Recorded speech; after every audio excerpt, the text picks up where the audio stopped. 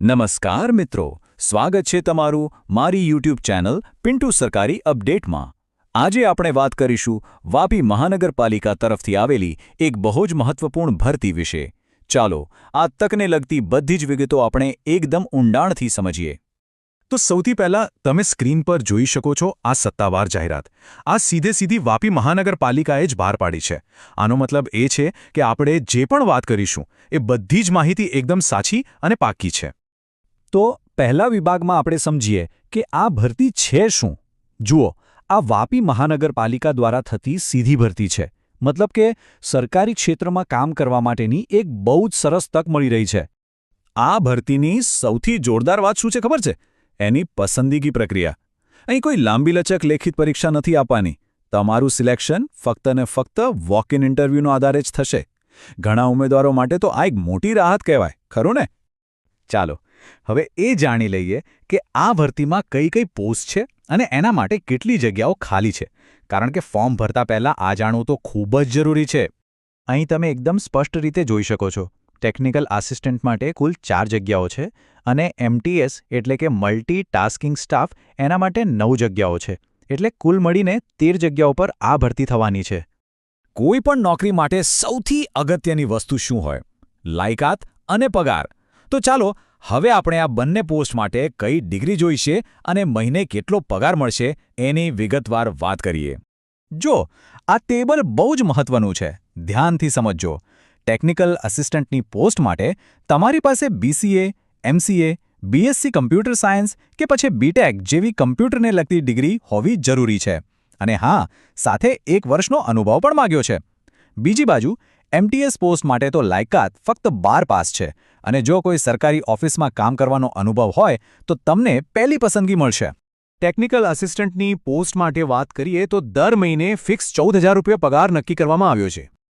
અને એ જ રીતે MTS એટલે કે મલ્ટીટાસ્કિંગ સ્ટાફની જે પોસ્ટ છે એના માટે દર મહિને 9,000 રૂપિયાનો ફિક્સ પગાર રહેશે।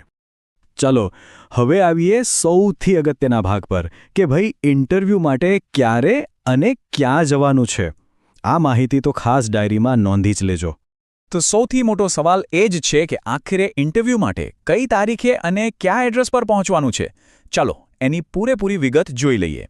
તારીખ છે 9 માર્ચ 2026 અને વાર છે મંગળવાર। આ તારીખ બરાબર યાદ રાખી લેજો। ઇન્ટરવ્યૂનો સમય સવારે 11 વાગ્યાથી શરૂ થશે અને બપોરે 2 વાગ્યા સુધી ચાલશે। તો બને ત્યાં સુધી સમયસર પહોંચી જજો। અને ઇન્ટરવ્યૂનું સ્થળ છે વાપી મહાનગરપાલિકાની મુખ્ય કચેરી, જે વાપી ટાઉન પોલીસ સ્ટેશનની પાસે આવેલી છે। તાલુકો વાપી, જિલ્લો વલસાડ। એડ્રેસ બરાબર નોંધી લેજો જેથી ત્યાં પહોંચવામાં કોઈ તકલીફ ન પડે। હવે આપણે છેલ્લા વિભાગમાં આવી ગયા છીએ। અહીં આપણે કેટલીક ખાસ શરતો અને સૂચનાઓ પર ધ્યાન આપીશું, જેનું પાલન કરવું બધા માટે જરૂરી છે। ઇન્ટરવ્યૂ માટે જાઓ ત્યારે 3 મુખ્ય વસ્તુઓ મગજમાં રાખવાની છે। પહેલું, તમારો બાયોડેટા, બધા જ ઓરિજિનલ ડોક્યુમેન્ટ્સ અને એ બધાની ઝેરોક્સ કોપી પર જાતે સહી કરીને સાથે લઈ જવાની છે। બીજું, એ યાદ રાખવાનું કે આ ભરતી 11 મહિનાના કોન્ટ્રાક્ટ પર છે। અને ત્રીજું, જે તારીખ અને સમય આપ્યો છે એ જ સમયે સ્થળ પર હાજર રહેવાનું છે। જાહેરાતમાં એકદમ સાફ લખ્યું છે કે આ ભરતી તદ્દન હંગામી ધોરણે 11 માસના કરાર આધારિત રહેશે। આનો સીધો મતલબ એ છે કે આ કોઈ કાયમી નોકરી નથી, પણ 11 મહિનાના કોન્ટ્રાક્ટ પર છે। તો બધી જ જરૂરી માહિતી હવે તમારી પાસે છે।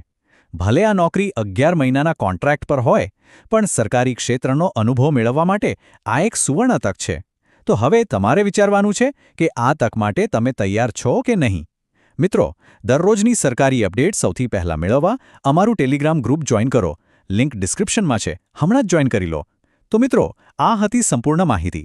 જો તમને આ માહિતી ઉપયોગી લાગી હોય તો વિડીયોને લાઇક કરો, મિત્રો સાથે શેર કરો અને ચેનલને સબસ્ક્રાઇબ કરવાનું ભૂલશો નહીં। મળીએ ફરી એક નવી સરકારી ભરતી સાથે।